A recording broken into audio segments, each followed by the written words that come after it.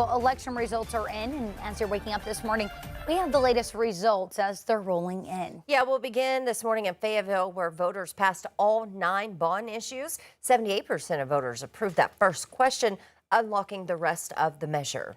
Now, 5 News reporter Claire Everbach is joining us live in Fayetteville with what this means for voters. Good morning, Claire. Good morning, Tiffany. Good morning, Joe. Well, according to city officials, the funding from those packages will go toward improving the city, building new construction like the new aquatic center, improving roads, and many other projects. Now let's take a look at some of those numbers from last night. Water system upgrades passed with more than 85% support. Fire department funding led all questions at nearly 87%. Transportation, animal services, parks, trails, and sustainability projects all passed with between 75 and 82% of the vote. The aquatics and recreation bond, which includes that new aquatic center, passed with a narrower margin at just over 50%. In an election night interview with 5 News, Mayor Ron said the bonds were about keeping up with local and regional growth. We are preparing for growth. We know that there are 40 to 50 new people a day moving into our region and into Fayetteville, and being able to make sure that we have adequate capacity at our wastewater treatment plants, in our water transmission lines, in our roads, and being able to build and accommodate that growth is really important, and these bonds allow us to do that. Without that first question being passed, none of the other 8 proposals would have been able to move forward. You can find a full breakdown of each bond on our website, 5newsonline.com. Live in Fayetteville, covering news where you live, Claire Everbach, 5 News. All right, thank you, Claire. Now, also in Washington County, the current sheriff, Jay Cantrell, will keep his seat in office. And the county judge's position is heading to a runoff. 5 News reporter Emily Moss has a look on how it could unfold. These results still need to be certified, but as of right now, the unofficial results show that incumbent Sheriff Jay Cantrell will stay in his position for another term, while the new prosecuting attorney will be Lisa Parks, replacing Brandon Carter at the end of his term. For the second time in a row now, the county judge's seat will go to a runoff. That runoff will be March 31st, 4 weeks from now, between incumbent Judge Patrick Deakins and his challenger, Tim Shepard. With 100% reporting, Judge Deakins has just under 32% of the vote, while Shepard has nearly 49%.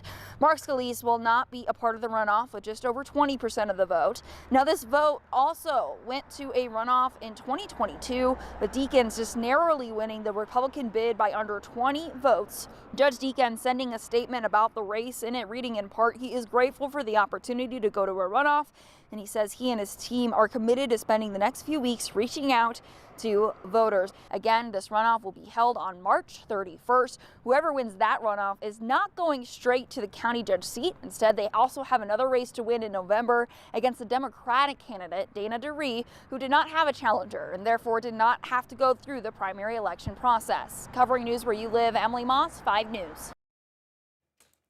Well, overnight, Tim Shepard posted a statement on social media saying in part that he's grateful for the support that he's received, and he will work hard over the next few weeks to earn every vote. Well, voters have decided on the new state senator to fill the vacant District 26 seat, which was left behind by the late Gary Stubblefield. Yeah, this has been a pretty contentious race. The timeline of the election has been pushed up multiple times. Let's take a look at those results and the projected winner. Brad Simon with 69% of those votes. Adam Watson coming in with 31%. Now, we spoke with Brad Simon. He's heading down to Little Rock for a budget meeting starting at 9 o'clock this morning. He's a small business owner from Paris, saying he'll focus on trying to reduce the state income tax to 0 and be available to his district. Well, my door's open. My phone number is going to be everywhere. My email is going to be everywhere. I want to listen to the people and the needs of the entire district. I don't represent just one person. I don't represent one county. I don't represent one issue. This is for all of District 26. Now, he's also firmly against the Franklin County Prison project, saying he wants to find solutions to the overcrowding issues across the state. Now, nothing bigger this November than the race for governor. A lot of eyes on this race with the Sarah Huckabee Sanders. Yeah, so the AP has called the race for the Democratic opponent. This is a look at it right here Fred Love taking the lead, most places about 75 to 80%.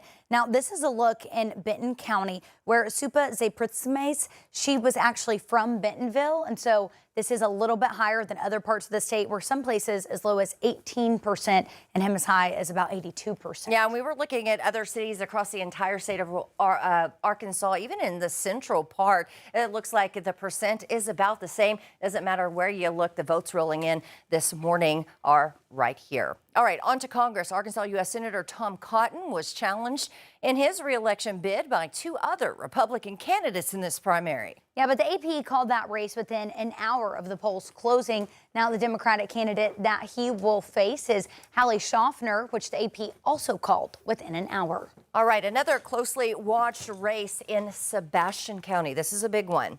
Republican Ken Blevins challenged County Judge Steve Hotz. Now you can see the results right there. Steve received 80% of the vote. 100% of the votes are in. Ken Blevins receiving 20%. Now Hotz says running a re-election campaign while being the incumbent has been challenging, but he's excited about continuing to serve if reelected. Job because there's so many projects, so many people to work with. There's something new every day.